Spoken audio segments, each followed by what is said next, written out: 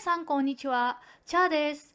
今日は文法を勉強しましょう。皆さんの勉強はどうですか？もうあと何週間で日本語能力試験なので、頑張ってますか？はい。進んでますか？進んでない方は勉強した方がいいですよ。まだ時間ありますから。はい。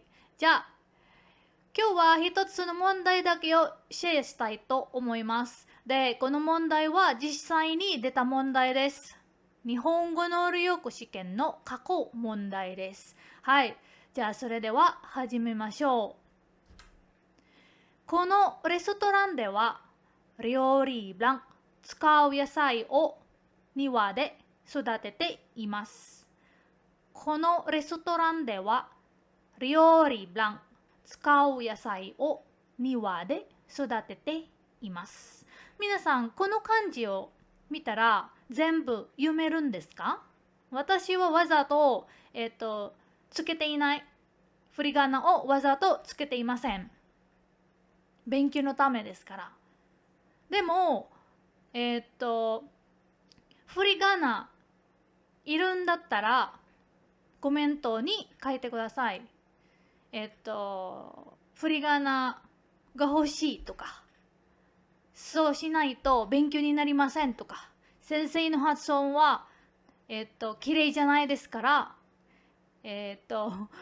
役に立たないとかね。じゃあ、なんだっけ、言ってください。ちゃんと言ってください。もしいるんだったら。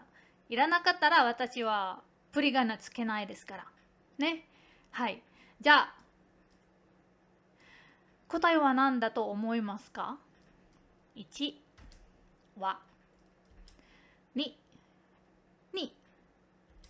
3や4の。じゃあ、一つ一つ説明しますね。はい。wa. Ang wa ay, alam naman natin na, topic marker. So, nilalagay natin yan sa topic or sa ating subject. Ginagamit din ang wa for contrasting. Di ba? So, for example, Tokyo wa ikimasu ga. Di ba? Osaka ni ikenai. To ka. Ne, sa madami pang gamit ang wa, hindi lang siya sa topic. So, pwede siyang contrasting. Ne? 2番, ni.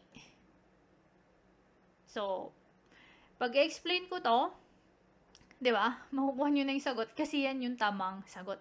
So, explain natin muna. Okay? So, yung ya.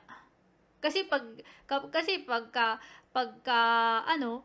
hinuli ko din, malalaman nyo yun na yung sagot, di ba? So, ang sagot dyan is particle ni. So, explain na lang natin mamaya bakit naging ganun.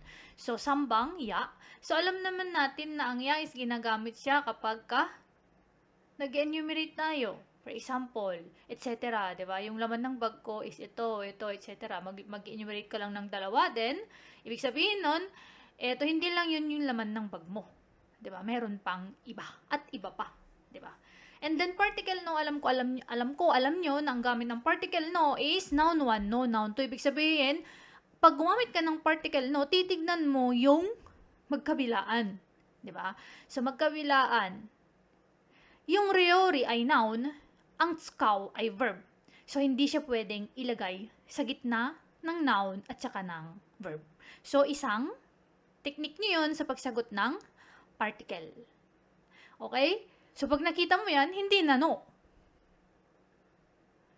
Hindi na siya no. Kasi nga, alam mo, na kapag ginamit mo si no, ibig sabihin lang nun, dalawang noun sa gitna. Okay? So, yung ya, pag nag-enumerate ka ng noun din, so, hindi rin siya pwede kapag i-analyze mo siya. Kahit na hindi mo alam yung tamang sagot dito, is makukuha mo siya kung alam mo yung gamit ng mga particles. Diba? So, tuturuan ko kayo habang magre-review tayo ng mga ganito, ng bumpo, ng mga particles, kung ano yung technique para kapag nag-exam kayo is mabilis kayong magsagot. Okay? So, no, hindi pwede. Yeah is hindi pwede kasi nga noun and then wa is topic mo. Hindi mo rin naman pwede nilagay ryori wa tsukao. Diba? 料理は使う。何を使いますか? Diba? Ayan. So, particle ni. So, ang ating sentence pattern ay verb dictionary form no plus ni. And then, kapag noun naman, ni. Okay, so ilang browse na ako ng previous na exam.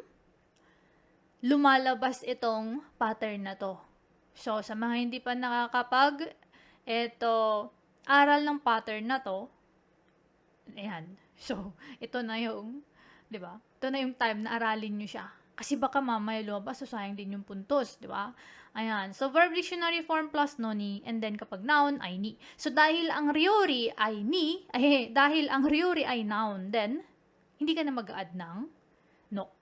So, ang lalagyan mo lang ng dictionary, ang lalagyan mo ng particle no is kapag yung verb mo ay dictionary. Or yung, Goben, lalagyan mo lang siya ng particle no kapag verb. Okay?